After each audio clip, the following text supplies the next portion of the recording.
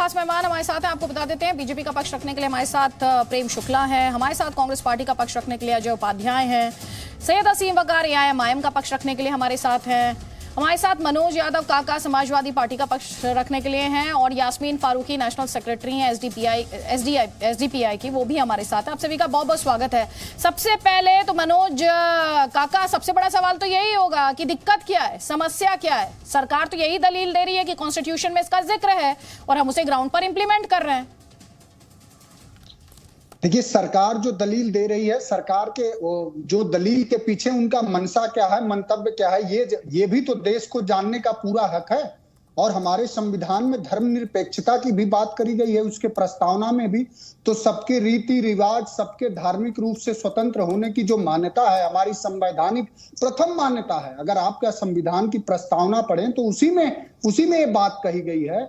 जो सरकार इस देश के लोगों को भयंकर महंगाई में ढकेल सकती हो, जो सरकार भयंकर बेरोजगारी के मुंह में ढकेल सकती हो, जो सरकार के राज में इस देश के एयरपोर्टों और बंदरगाहों पर बड़े मात्रा में ड्रग्स पाए जा रहे हैं, उस सरकार से ये उम्मीद कर लेना कि एक कानून बना के सबके साथ समता का व्यवहार करेगी, ये कहीं से भी जायज नहीं।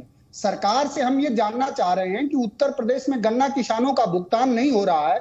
गन्ना किसान मुद्दे पर रहिए ना, सवाल मैं आपसे यूसीसी का पूछ रही हूँ, जवाब आप चले गए गन्ना किसान, देश के बंदरगाह और पता नहीं कहां सर।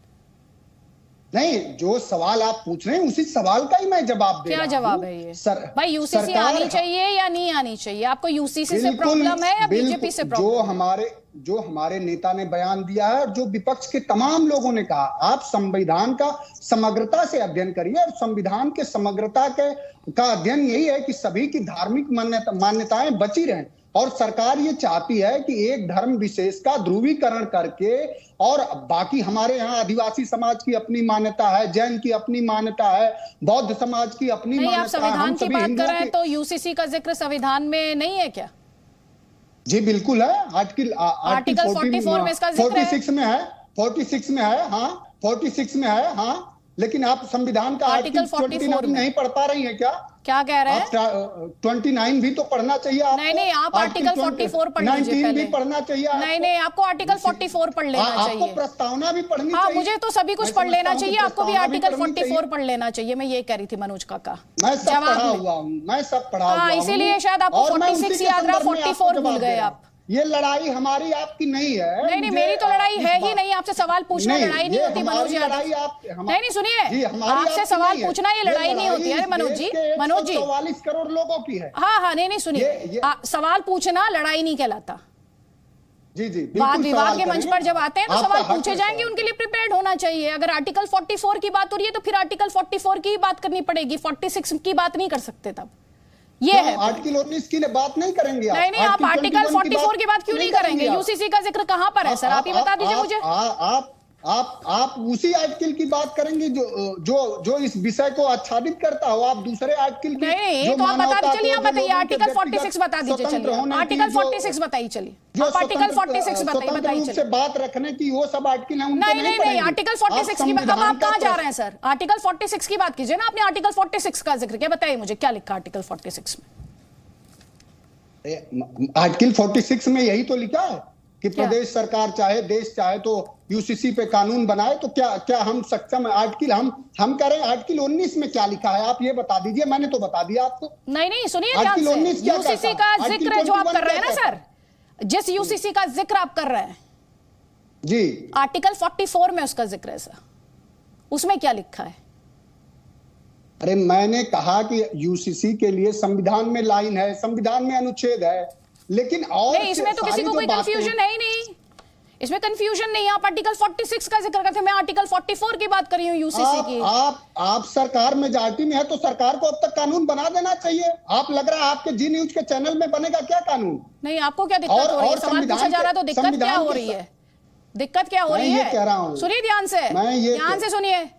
कानून बनाना जी न्यूज का काम नहीं है। नहीं सुन पाएंगे। नहीं, आप नहीं सुन पाएंगे। क्या कर पाएंगे मुझे नहीं पता। सुनिए ध्यान से। आप भी सुनिए। नहीं, सुन लिया मैंने बहुत देर। आपको बहुत देर सुना है मनोज काका, बहुत देर सुना है। अगर आप इस तरह के निजी हमले करेंगे ना कि यूसीसी बनाकर कानून बनाना जी न्यूज का काम है, तो जवाब मिलेगा आपको। तैयार रहिएगा अगला निजी हमला करने से पहले। बिल्कुल तैयार रहिएगा। नहीं, कानून बनाना इस देश में पार्लियामेंट का काम है। अगर एज अ स्पोक्स पर्सन आपको यह भी नहीं पता है तो फिर थोड़ा होमवर्क कर लीजिए। अब जवाब ले लीजिए प्रेम शुक्ला जी। आप एक धर्म, मुझे प्रेम शुक्ला की आवाज दीजिए। मैं दर्शकों का वक्त जाया करने के लिए डिबेट नहीं कर रही हूं। प्रेम शुक्ला जी ये कह रहे हैं कि आप एक धर्म विशेष का ध्रुवीकरण करना चाहते हैं। ये अभी आपने सुना होगा मनोज काका को कहते हुए, दलीलें गिनवा रहे हैं, या आपने गन्ना किसानों का बकाया नहीं लौटाया, आपने ये काम नहीं किया, आपने रोजगार नहीं दिया, तो आप क्या यूसीसी पर बात करने के हकदार हैं? इनकी दलील ये है। देखिए अदिति जी, समान नागरिक संहिता का जिक्र जैसा आपने कहा, स्वयं संविधान निर्माताओं ने नीति निर्देशक तत्वों में इस बात का जिक्र किया। तो क्या संविधान निर्माता जो थे, क्या संविधान निर्माता सांप्रदायिक ध्रुवीकरण करना चाह रहे थे? भारत के विभाजन के बाद संविधान सभा ने अगर समान नागरिक संहिता का जिक्र किया तो क्या उनको इन सारे बिंदुओं का उनको ज्ञान नहीं था? ये सीधी सी बात है कि ये संविधान सम्मत प्रक्रिया है और संविधान की समवर्ती सूची में इसको रखा गया है। तो राज्यों को भी इस संदर्भ में कानून बनाने का अधिकार है और केंद्र को भी इस संदर्भ में कानून बनाने का अधिकार है।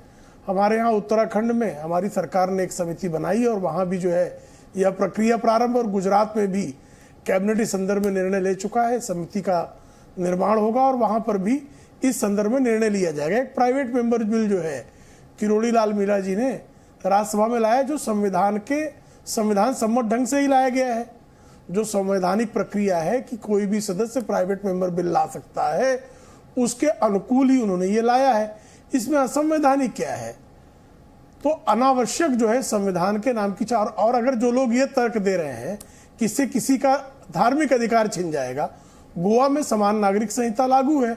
आप मुझे बताइए, क्या गोवा में किसी धर्म के लोगों को अपनी धार्मिक जो परंपराएं हैं, अपनी जो धार्मिक मान्यताएं हैं, क्या उनके अनुसरण का अधिकार छिन गया है? क्या गोवा में मुसलमान को नमाज पढ़ने का अधिकार नहीं है? मस्जिद में जाने का अधिकार नहीं है? है उसको अधिकार। हाँ, लेकिन जहां पर विभेद है, लैंगिक विभेद है, उन लैंगिक विभेदों को वहां समाप्त किया गया है। तो मुझे लगता है कि समान नागरिक संहिता, जो भारतीय जनता पार्टी, भारतीय जनसंघ के जमाने से हमारा एक संकल्प है कि हमारे पास जब संविधान सम्मत शक्ति होगी हम करेंगे, तो हम वही कर रहे हैं। ठीक सर, अब ऑपोजिशन से जवाब ले लीजिए। प्रोफेसर अजय उपाध्याय, प्रेम शुक्ला जी कह रहे हैं गोवा में ये लागू है, किसके अधिकारों में खलल पड़ा इससे? देखिए, प्रेम शुक्ला जी एक विद्वान प्रवक्ता है भाजपा के, और उनको ये सच्चाई भी पता है और इसके पीछे जो राजनीति है वो भी पता है। मैं कहता हूं कि इसको वोट बैंक की राजनीति के दृष्टिकोण से नहीं, राष्ट्रीय आस्था के प्रश्न के दृष्टिकोण से देखा जाना चाहिए। और आम सहमति इतना बड़ा मुद्दा है, इतना बड़ा देश है, इतनी विभिन्न संस्कृति है, विभिन्न तरह के धर्म के लोग मानने वाले हैं, रीति रिवाज अलग अलग मानने वाले हैं, परंपराएं अलग अलग है। इस पर एक व्यापक चर्चा होनी चाहिए, बस इतना हमारा एक इसमें है। और निश्चित तौर पे राज्य के नीति निर्देशक तत्व के अंतर्गत आता है, एक निर्देशन है, ये डायरेक्शन है, directive principle of state policy है कि राज्य को ये काम करना चाहिए। हाँ, मौलिक अधिकारों में नहीं है, मौलिक अधिकारों में क्यों नहीं इसको रखा गया होगा? उस समय ये कहीं ना कहीं ये रहा होगा कि ये बाध्यकारी नहीं होगी। और 25 से लेकर के 28 तक जो है धार्मिक स्वतंत्रता का अधिकार जो है, कहीं ना कहीं उसमें ये बाधा न बने, लेकिन सहमति बनाई जाए और सहमति बना करके इसको लागू भी आगे दूरगामी हित में किया जाए, तो इसमें किसी को कोई आपत्ति नहीं है।